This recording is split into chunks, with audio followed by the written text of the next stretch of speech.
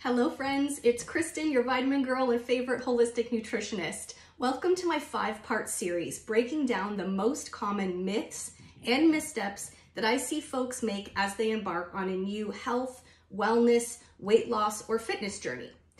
There is a mountain of information out there, and a lot of it is right for somebody at some time, but the majority of it is not going to apply to you, your lifestyle, and your body and your particular goals. So it's really important that we get clear on where you are, what's going to work best for you, and what is the next best step forward so that you can avoid a lot of frustration on your journey to your wellness goal.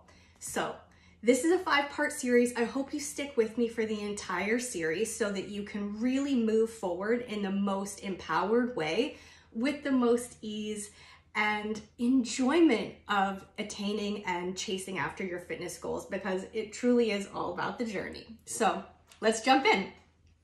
The most common misstep that I see, and this can apply to both men and women, is under fueling for your goal. So a lot of women that I see are working on a fat loss, a weight loss, or a getting leaner goal.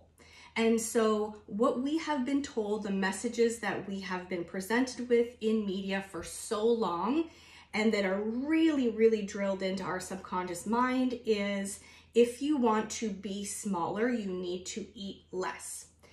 And the majority of the time, the folks that I chat with that are implementing this strategy have cut their food and their calories so low that they're actually getting the opposite result. Their body has gone into a conserve mode. Your metabolism has slowed because it's really concerned that you're not going to have enough energy available for your tasks of daily life. And so it is working against you, holding on to all of the excess layers of insulation that you might have. You might see this specifically around the midsection, the thighs or the bum, but anywhere that we tend to hold some extra weight, your body is going to really fight you to let go of that if you are in a chronic state of low energy availability.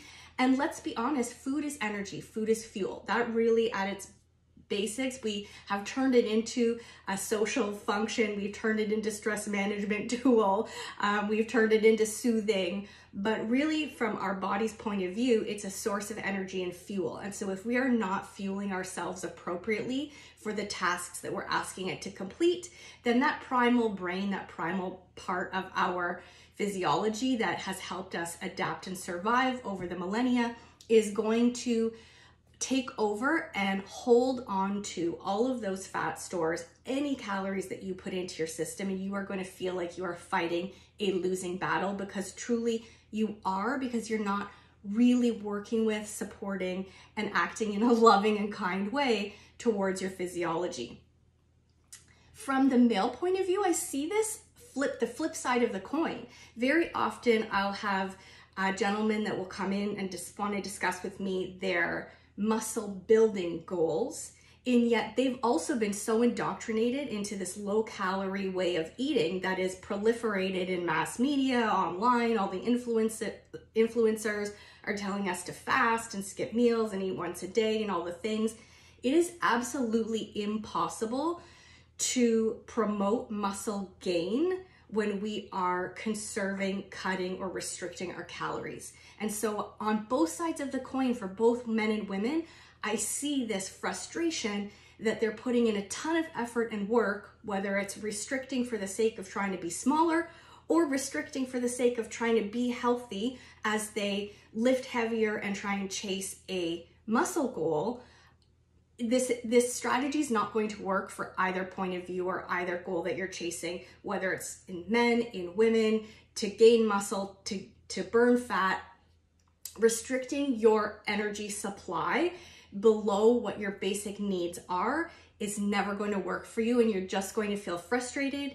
You're going to feel like you are pushing the boulder up a hill, like your body is working against you instead of with you. It's very frustrating, and it is likely to lead you to give up on the goal that you are chasing. So let's not do that. Let's treat our bodies with loving kindness, and let's put a focus on fueling for our goals and really gaining some understanding as to what that looks like. Because like I say, the message for so long has been less, cut, small, right? Just restrict.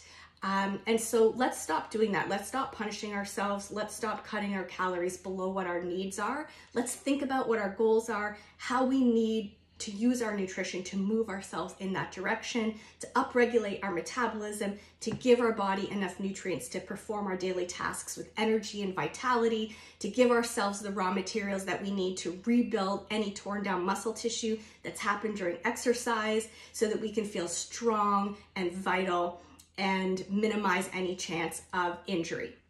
So if this sounds good to you, stick with me for tomorrow's video. We're going to talk about not just what we want to eat, but also when we want to eat the following day. So it's lots of great useful information that you can start to implement right away so that you can feel empowered, vitalized, and energized as you move towards your health goal.